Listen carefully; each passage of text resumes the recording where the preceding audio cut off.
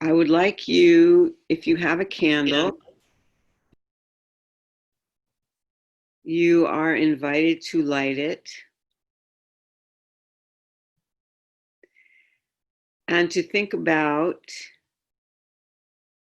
who you would like to dedicate this next hour of reflection and grieving and mourning and learning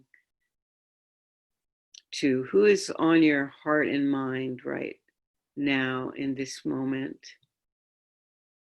I'm going to sing a song called Gam Ki Elech, which is from Psalm 29, as we write down in the chat who we're dedicating this time to.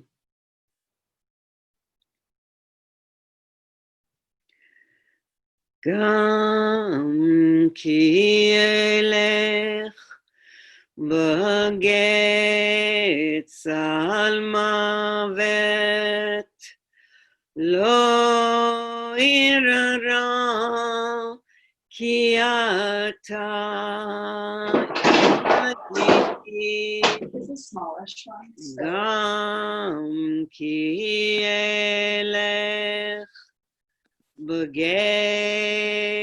al mavet lo irara ki ata imadi gam ki elech b'getz al mavet lo irara ki ata imadi.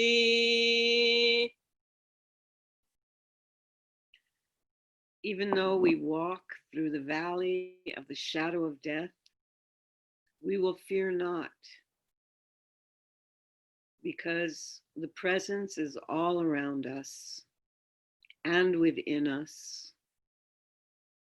So in this moment, before we begin, or as our beginning, we dedicate our time to the people who are on our hearts and minds as we think about grief and mourning. Perhaps they are with us living. Perhaps we have lost them to this pandemic. Perhaps we have lost them many, many moons ago, and still we mourn their loss and celebrate their presence in our lives. So you're invited again in the chat. If you would like to share who you're thinking about, you're more than welcome to write their names. And they can join us as we start off on Yom Kippur saying, B'yeshiva shel mala, u'v'yeshiva shel mata, in the great yeshiva above and in the yeshiva on earth.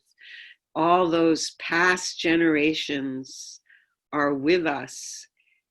I am thinking of a teacher. Of course, I'm thinking of my mother and my father and my grandparents. And I'm also thinking of my teacher, Zalman Schechter, who has passed from this world and mentored so many in reconnecting the love of their own lives with Jewish experience.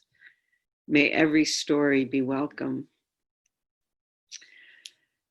I would like to chant with you, open with a chant that I learned from an Iranian cantor, which is a prelude to ceremony. When Jewish people begin ceremony, we often state our intent. In addition to the dedication and the lighting of the candle and the calling in of light of loved ones far and loved ones nearby, we offer up a vision of the world that we want to see. This is part of our tradition. And this beautiful phrase, Yivaneh Beit HaMikdash Bimhera B'Yameinu, oh, build that world house quickly in our day. And what is the sacred world house? That is a place where everyone feels welcome. When they show up, they know they will experience loving community, which sees them truly and is able in that vision to forgive, perhaps not to forget, but to forgive in a way that allows us to continue with our lives. And this song sounds like this. Yivane Beit HaMikdash, Yivane Beit HaMikdash, Yivane Beit HaMikdash, Bimhera B'Yameinu.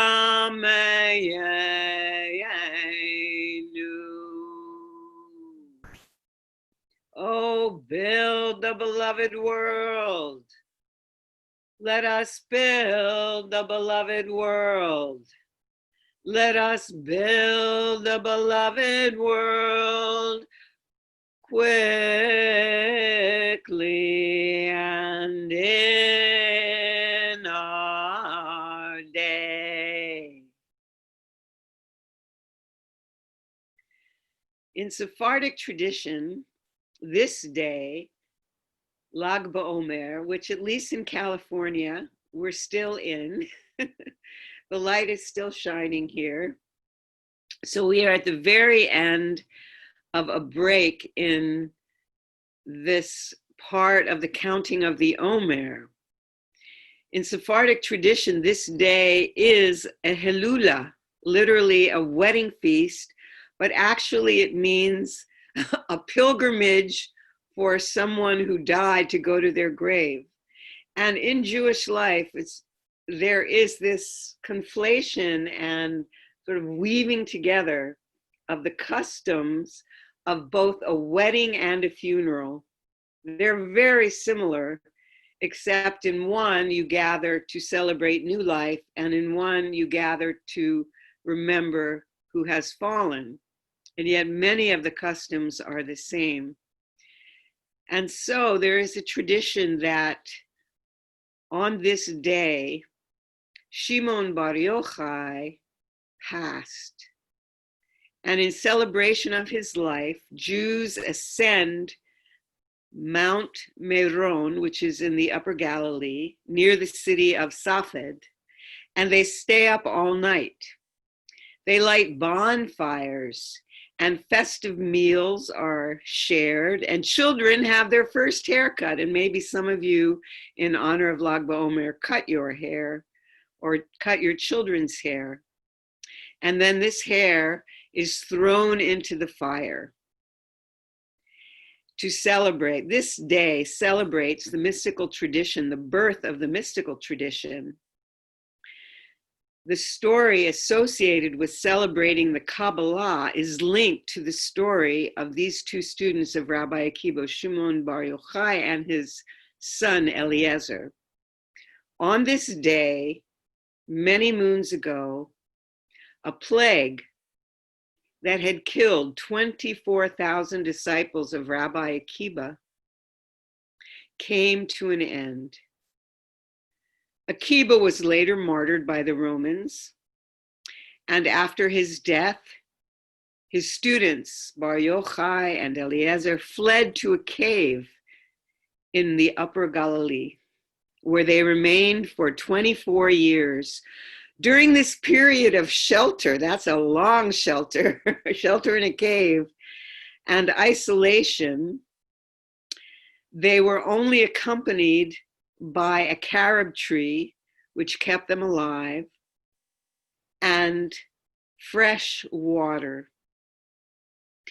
And in this shelter and isolation, our ancestors teach us that the Zohar, the book, the sacred book, the Bible of the mystical tradition, was created. So the medieval story goes. And in this story, Shimon Bar Yochai and Eliezer, they lived on the carob and this pure water, which are symbols in our tradition of the tree of knowledge and the tree of life. And so it is beautiful that in this period of persecution and isolation, our ancestors rooted the birth of the mystical imagination in this moment. And so it is to this very day when we celebrate the traditions of Kabbalah. And so rather than being a day of mourning, it is a day of honoring creation. Why? As it is said of Berta Casares, the martyr defender of the indigenous Hondurans seeking to prevent a hydroelectric dam on the river Calcarque, Berta no murió, se multiplicó. Berta did not die, she multiplied. And so it is with our tradition. Our ancestors multiplied this beautiful tradition of being in the face of so much loss and drawing on the deep root of Torah and the deep root of tradition to birth a new possibility of creation and healing. I had the amazing pleasure of being on Mount Meron when I was a student in Israel. I was 17 years old, and we got in a bus and drove to Mount Meron and stayed up all night with students from my school. And there I saw this embodied tradition of bonfires all over the mountain and little children having their hair cut and thrown into the fire and people dancing and singing and dancing and telling stories of Shimon Bar Yochai and Eliezer. And I pray that this night also nurtures you and your spirit as we hold this candle and we say, with this light, we call in remembrance all the people we hold in our heart who are close, but their touch is far away. And with this light, we bring to light Shekhinah's web that binds all of us together across distance and across time and across the boundaries of life and death.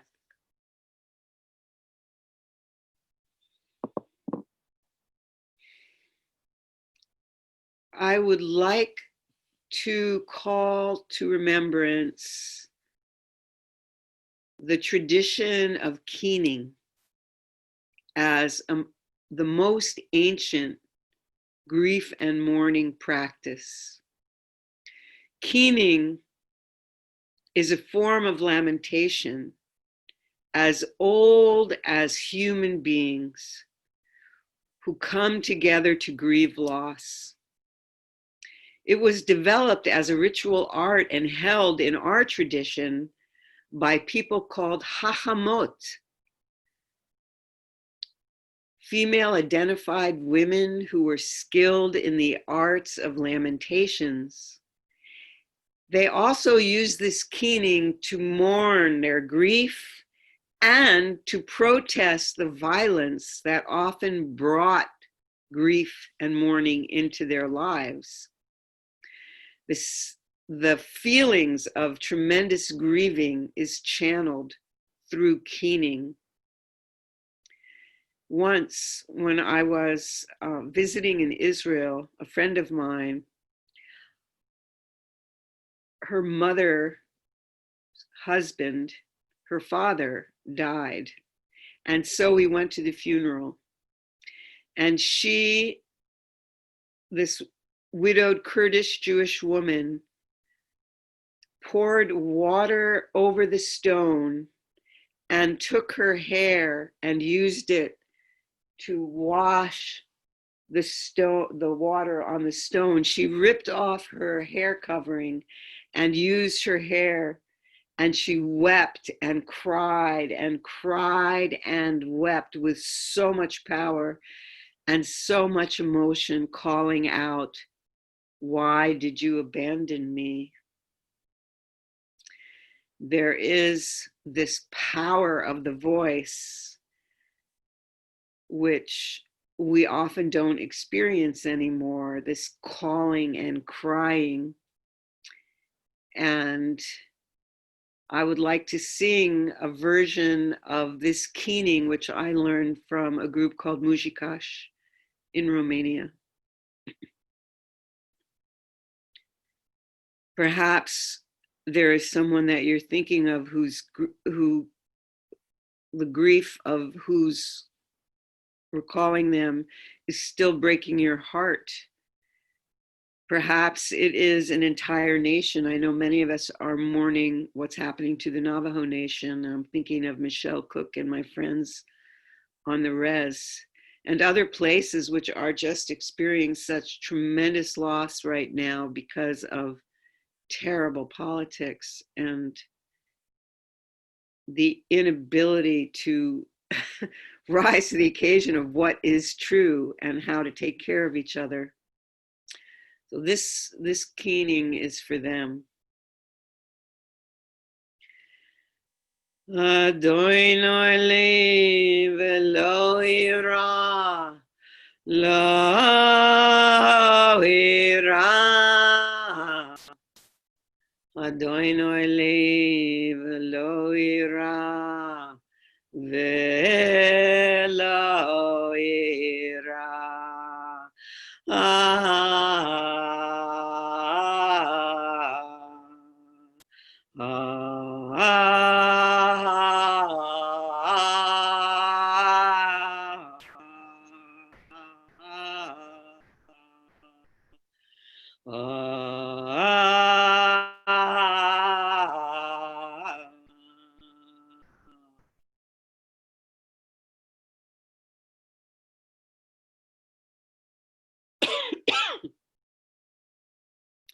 I'm also remembering the many public places of mourning I have been.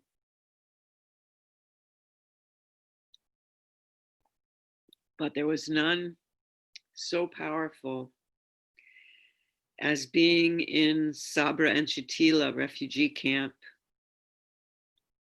2004, many years after the massacre, whose funeral I also participated in. And seeing the graves so very vivid in my mind. It was raining.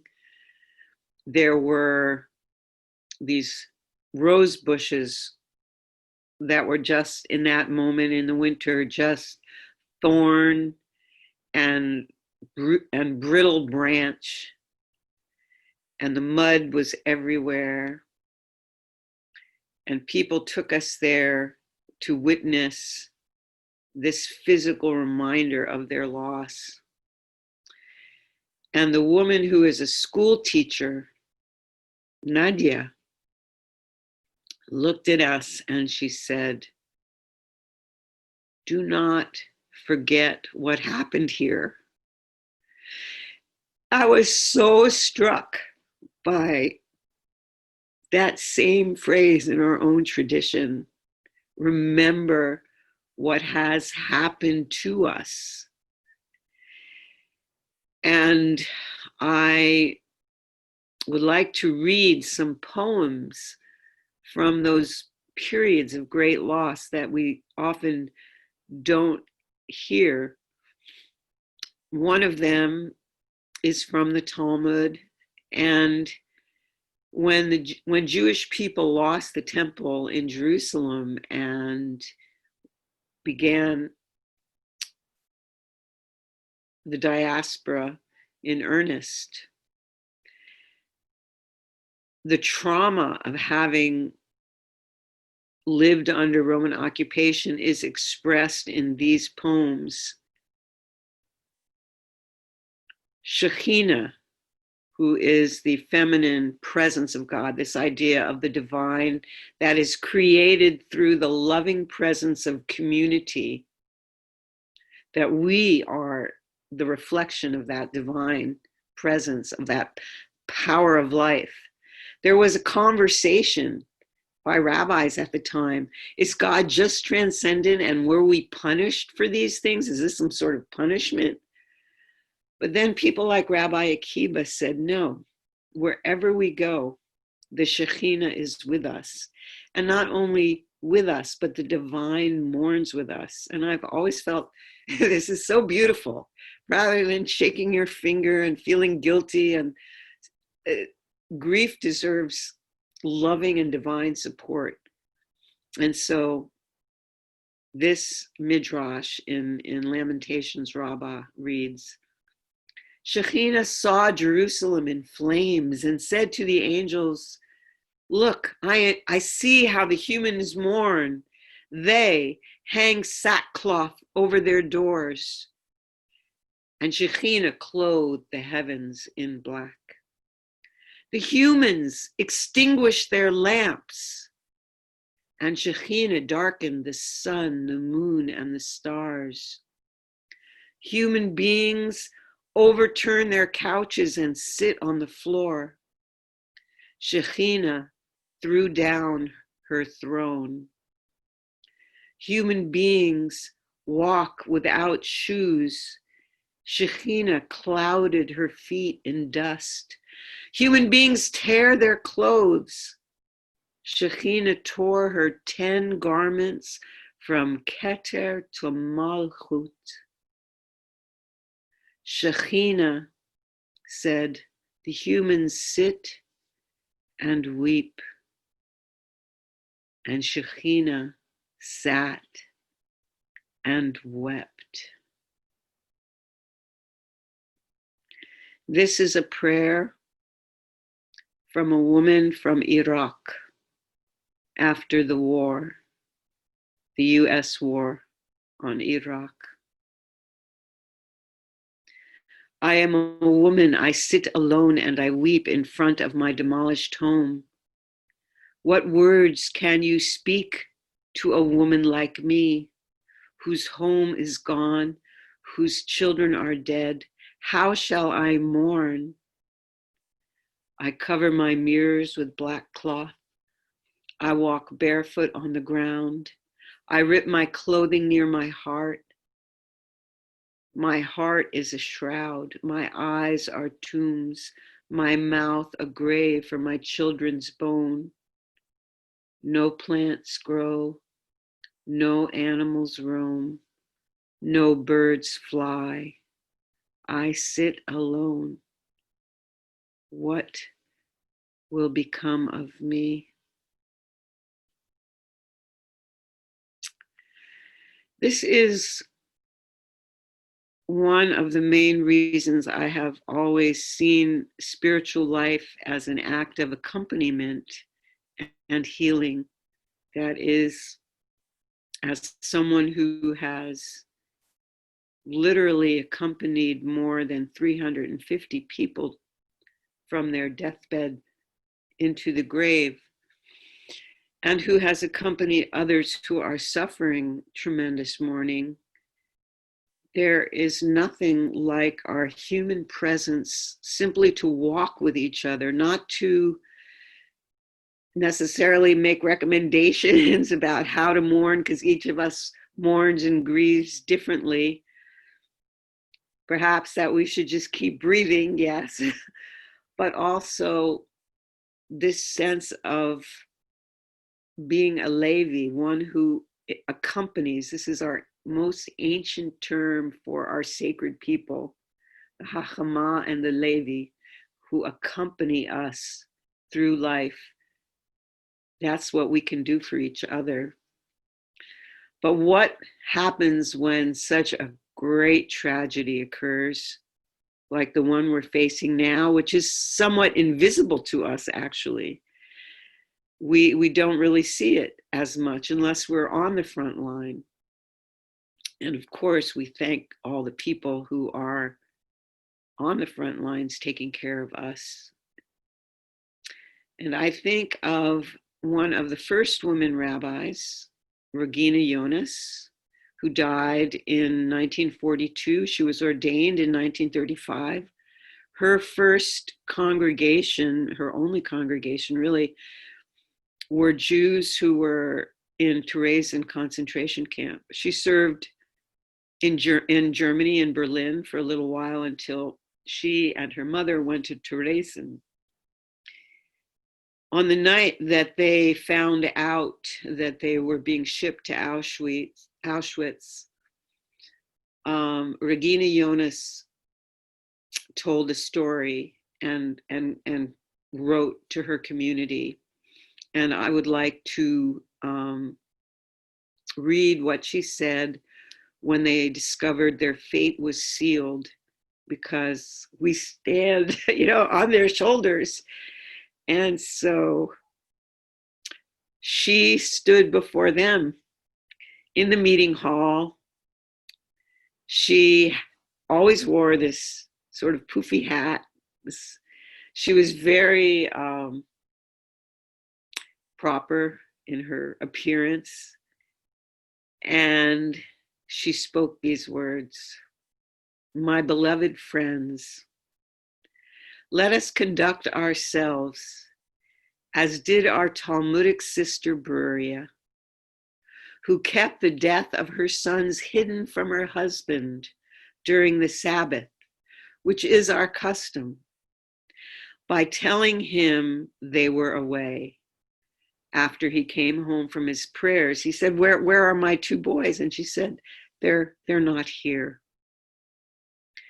When the ritual of Havdalah was performed, Rabbi Meir, Bruria's husband, he asked for his boys.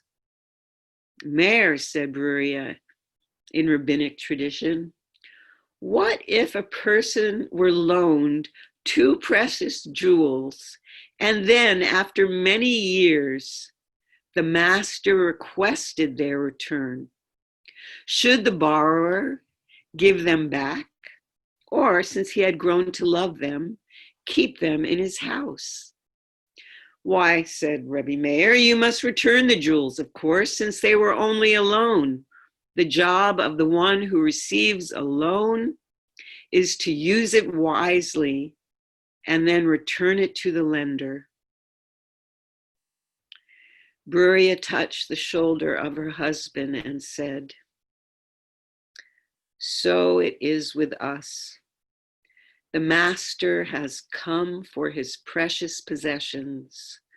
Our two precious jewels have been taken back to the master's house. Blessed is the one who gives, and blessed is the one who takes away. And then, addressing the people before her, she said, my friends, so it is with us. We are returning to the master's house. In these times of fog and fire, we must have faith that our lives have not been lived in vain, that we are here for a purpose, the same purpose that has been our guiding light since the day we stood at Sinai, received our precious Torah, and pledged ourselves and our children to struggle for goodness and peace in the world. Even though we find ourselves abandoned without hope, let us comfort each other with words and deeds. Even though we struggle to survive in conditions of extreme cruelty the world cannot yet imagine, we remain determined to do good to others wherever we go. Sometimes, as we know, struggles lead us into darkness instead of light. And sometimes our struggles are not successful, despite our best effort. But that is no reason to lose faith in our ancient calling to be a gentle people above all else. Spiritual leadership is given to those who are loyal to the struggle for goodness, regardless of our social rank or perceived national superiority. Here she's referring to the Germans. Tonight, as I stand before you for the last time, said Regina Jonas, I pray that we may be remembered not for how we died, but for how we lived, as it is written in the Torah of the death of the righteous matriarch Sarah of blessed memory. She lived 127 years. My friends, first let me assure you that it has meant more to me to have stayed in Germany than to leave you behind for my own personal fame and comfort. Regina was given the opportunity to leave and she chose not to. Besides, she said, I could not leave my dear mother. To be with you here is the path I have chosen. As Ruth said to Naomi, do not ask me to leave you, for whither you go, I shall go, and wherever you lodge, I will lodge. Your people shall be my people, your God, my God. Where you die, I shall die, and there I will be buried. Perhaps that is why God called me forth as a woman rabbi at this time, to walk with those I love in a time of abandonment and exile. May we all be remembered for healing and for grace. These are the words of a forgotten rabbi, Regina Jonas, who was the first Ashkenazi woman to become a rabbi and whose pulpit brought her to Auschwitz, but whose words will endure in our hearts. And we say together, Amen.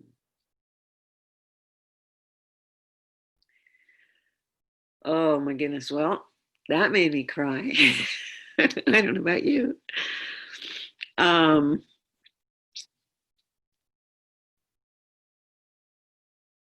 One thing I love about our tradition, there's so many things I love about our tradition.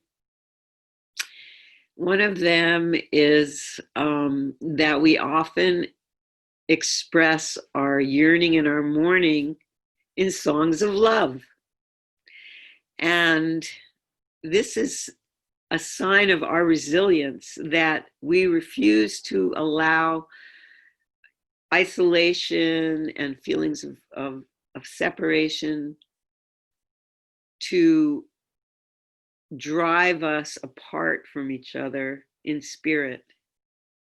One of the examples of this is the song Los Bilbilicos, which is a Sephardic song of birds singing about love, and it calling up the song of the soul, and feeling like the flowers in a way are tender reminders, and also difficult to see because their beauty in May, which we are in, can't even begin to express the sadness that we feel in relationship to their beauty. And so we just say, may this period come to an end quickly so we can run toward each other. And may our love save us. And this song goes like this. Los bilbilicos cantan con suspiros de amor, mi neshama, mi ventura están en tu poder. La rosa enflorece en el mes de mayo, Min shama se escurece, sufriendo del amor. Mas presto ven paloma, mas presto ven con mi, mas presto ven querida, corre y sálvame,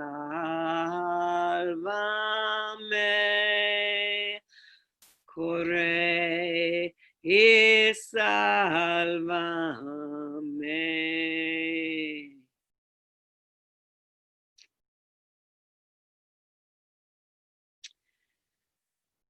Now I'm going to ask Dorit to put the rabbinic text in the chat, another Talmudic piece. And while Dorit is doing that, oh, there it is. I wanted to read you another beautiful sense of our mourning traditions. We were slaves in the land of Egypt. you know how the story starts, right? And of course, we arose in an empire that had really big funerals for people. I mean, pyramids and, the gold and the silver. Meanwhile, we didn't have anything, and so this relationship to empire and the everyday person, this is a tradition that has been passed. And you will notice something that is so unique about the Torah. There is almost no conversation about life after death. Almost none, with a minor exception. And that, again, is to really focus on a person's living deed and a person's legacy. And so this text, not the one that's in your chat, but this idea that we're all equal in death. And I think I wanted to just highlight that because I think we're seeing that COVID-19 is on a global level bringing this awareness to, like, even the White House. There's no covering over of the equality of this moment. And so this text from Ketubot, a text, again, this story in a book that deals with marriage contracts, but about death. At one time, funerals were very difficult because they were costly for relatives of the deceased than the death itself. So much so that they would leave the body and flee. Now, you can imagine people just had to simply leave their dead. And so the spiritual elder, Rabban Gamliel, came and behaved simply with regard to himself. He used himself as a model, that they would bring his body out in a linen garment, simply just cover him with a cloth, a shroud, and bury him this way, just in a cloth. Then everyone followed his example and brought bodies out in linen garments. Rav Papa said, now it is the practice to bring out bodies in rough cloth worth only one zuz. And this idea that we should not spend money on funerals, the funeral itself should not be expensive, but we should be given back to the earth in simplicity, continues in Jewish tradition with the custom of the plain wooden coffin. But in the Talmud, it's even simpler. You just wrap someone in a cloth and let them return to the earth. And this, for me, relates back to women using their keening voices in protest, that death should only happen in a natural course of things. And when it doesn't, when it's due to violence, or when people try to profit from it, make profit from it, this is something which we cannot permit according to our tradition.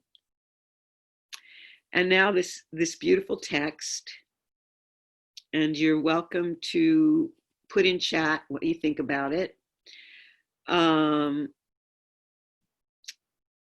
Let's see, where do I have it in mind? Well, I'll read it here in the chat.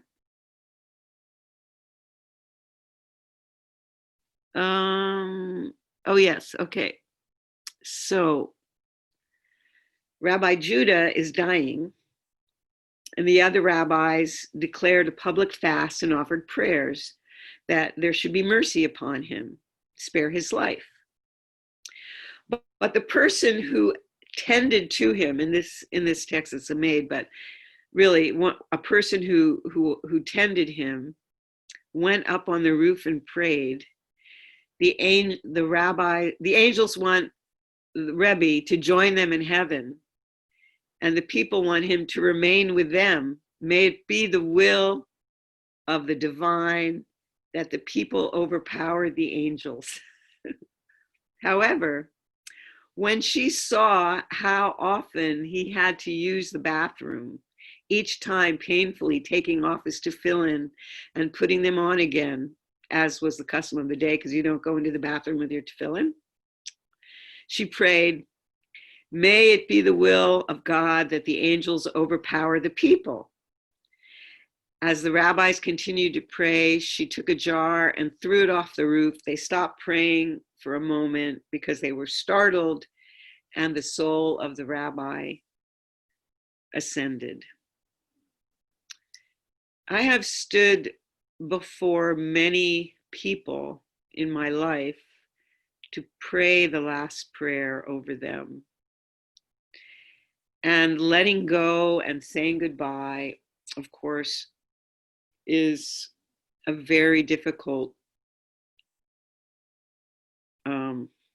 passage, because we miss them, and we know we're going to miss them so much. And it's such an overwhelming physical experience and emotional experience.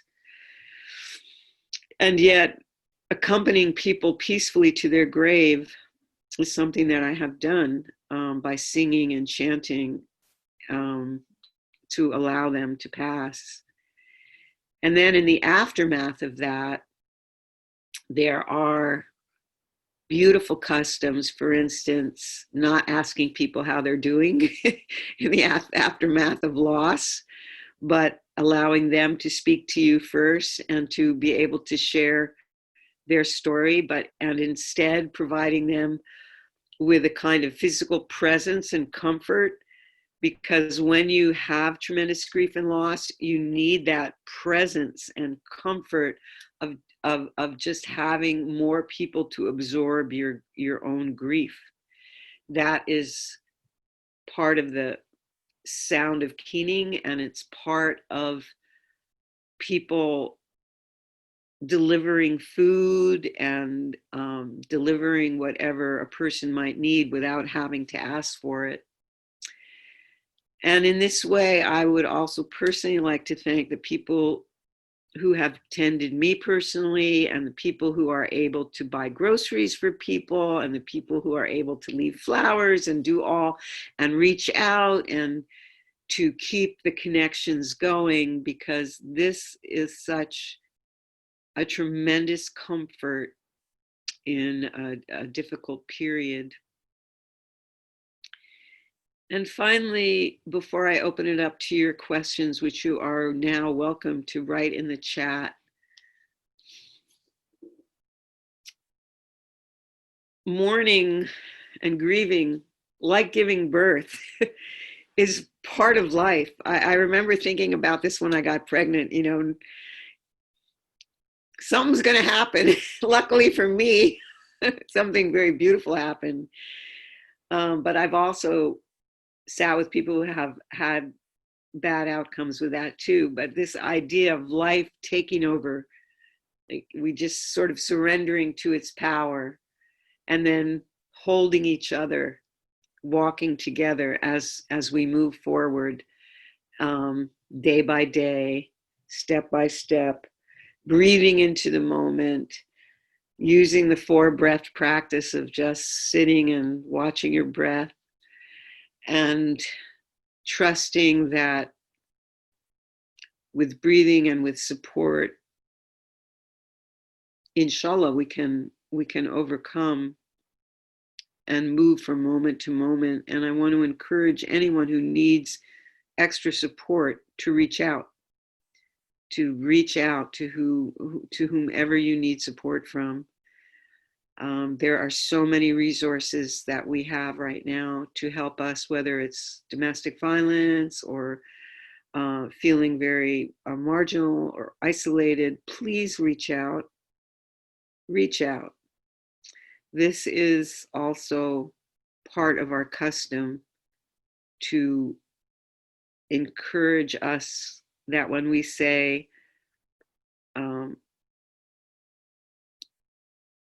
to love your neighbor as yourself, begin with loving yourself. One is commanded to love oneself. That's so beautiful. We are commanded to love ourselves. So I would like to open this up now and see if there are questions you can or responses that you can put in the chat. We have another 10 minutes or so, and I can respond to you.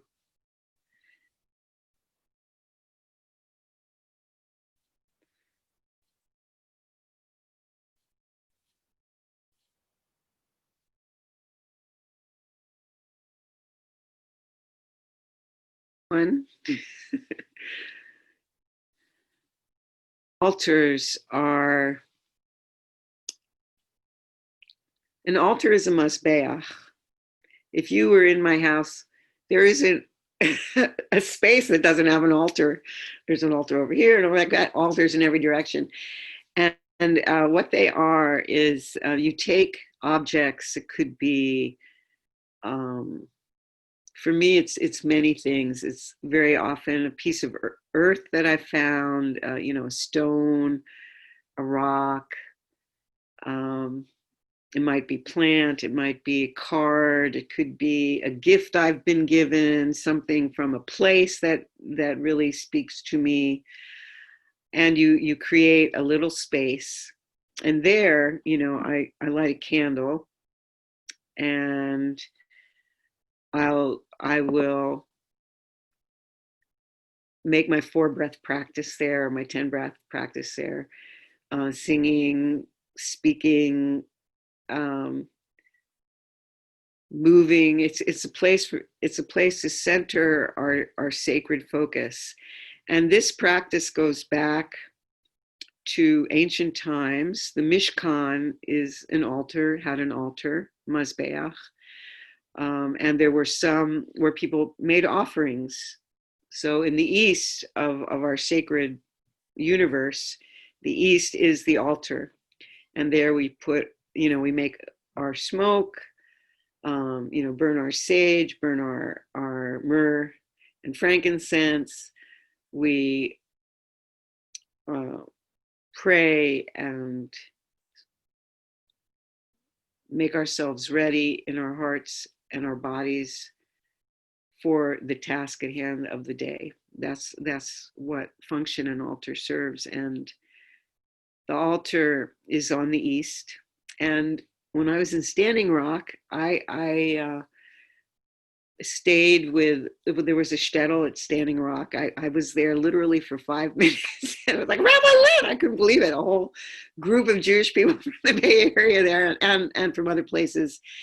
And I was invited to stay with an indigenous family there. And so they invited me to stand in the east of a native ceremony where I was a guardian of the East. And in that moment, like many moments in my life, indigenous and Jewish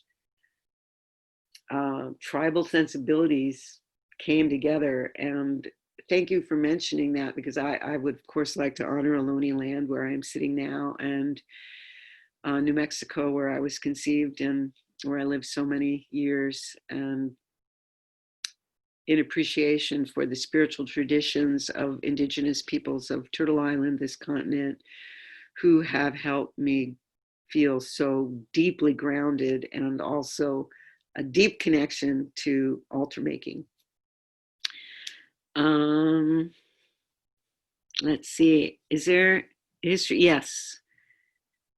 Yes, so there's this history, and I wrote some about it in She Who Dwells Within, a book that I wrote in 1995, and I can write more about it. How do Jewish traditions think about invoking, talking with, asking something of our ancestors during rituals? Eloheinu, Velohei Avotenu, Vimotenu. We call it out. Ushpuzin. That's a perfect example of building the sukkah. Building the sukkah, like the chuppah, like the mishkan, is this more temporary kind of sacred space. We think maybe the synagogue, the Beit HaMikdash, is a little bit more permanent, like temple, but the Mishkan is wherever we are.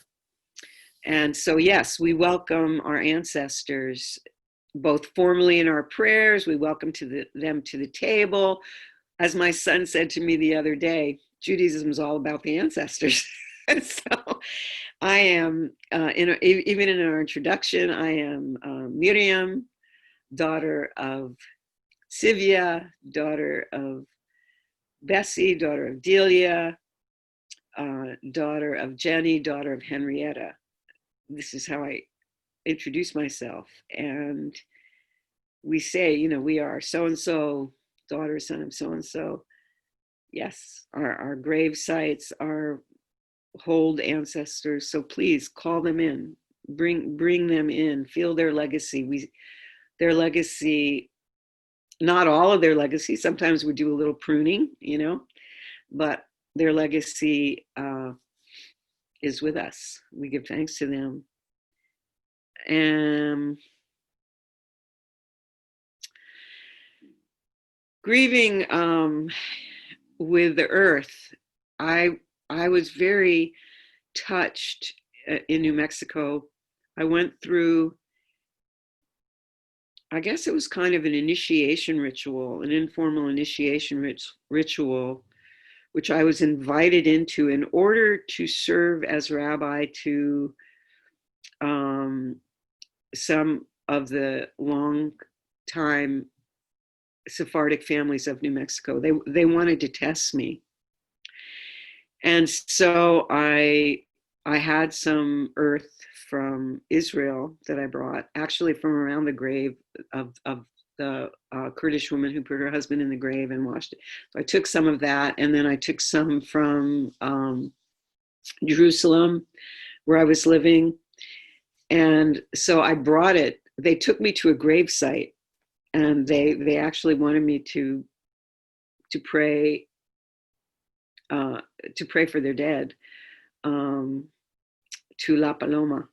And so I took this dirt and I put it on the ground and prayed. And part of that sharing of the soil was one of the reasons that they did indeed accept me.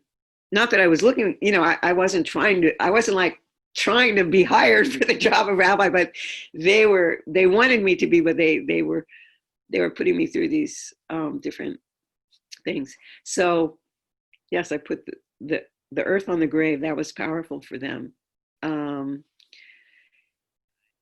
Havdalah, bringing in the spices and the fire, the wax of the candle, the wine. If we think about indeed the practices of earth for bringing in Shabbat, there's a practice where you smell beautiful spices, and on Yom Kippur, the only scent that you're allowed to use for that day of fasting are fresh herbs. So I always had a basket of fresh herbs, sage and lavender and rosemary, my three faves, and would have them out so the congregation could pick them and use them to smell, because it's the tradition says these are like, the scents of Gan Eden. So yes, there's such a huge legacy of earth-based. We are an earth-based tradition, even though we live in the city. I mean, we were very earth-based. What do you need to know if a close relative is going to die soon? I think acceptance is what we sort of learn. This acceptance for me is accompaniment, is accepting what's happening, unless you feel that you need to advocate for a different outcome if they're not being served properly by the health care system, or something's off. But part of my own role as a rabbi is to help create an atmosphere of acceptance for the person to go.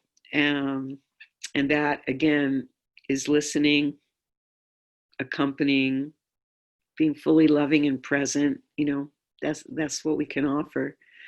I know that we hope that for ourselves, that we have our loved ones around us, and it's a scary thing to die for some people, and some people are, the whole spectrum, right? So you just try to be present with what's happening and be a calming and loving presence.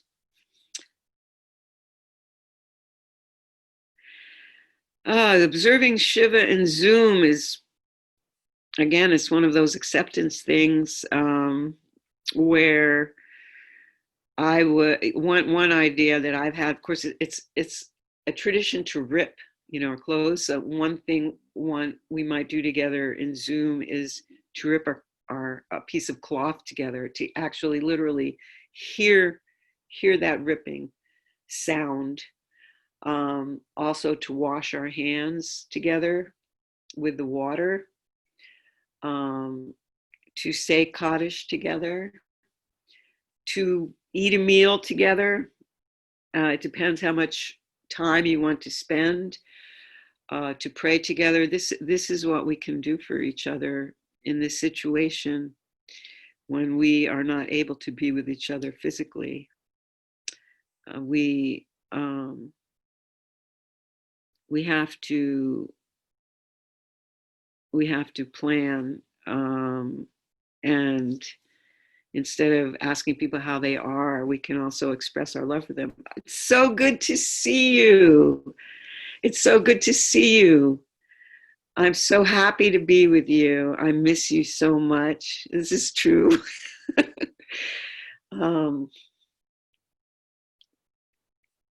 Would you like to share anything with me about what's happening with you right now? So you can avoid saying, how are you? And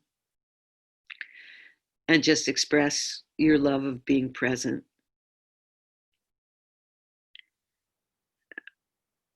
I think I may.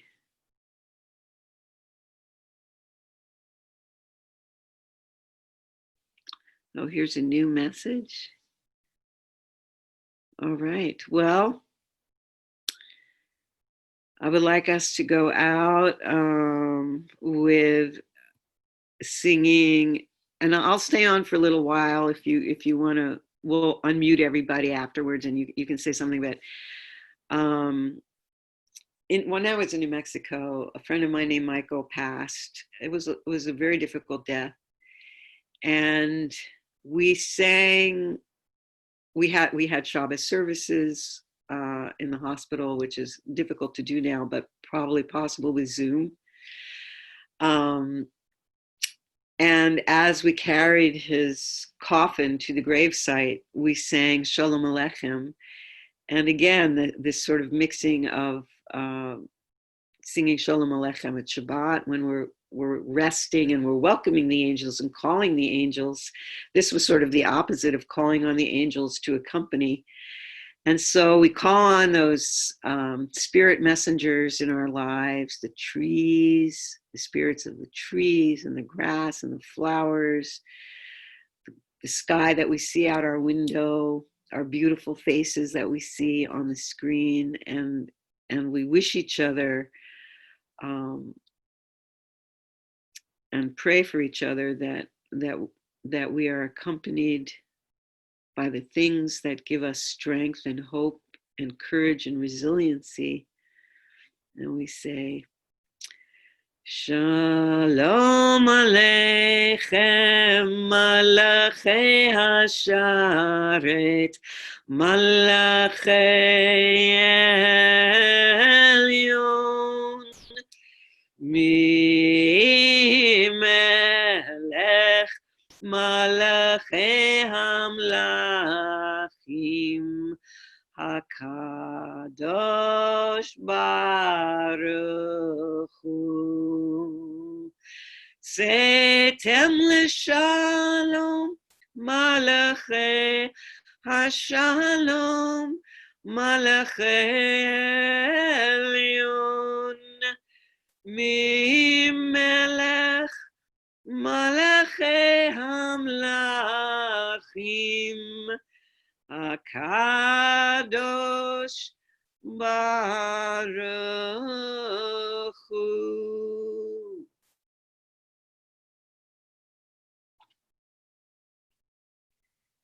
May we shine, and may their spirits shine like the splendor of heavens.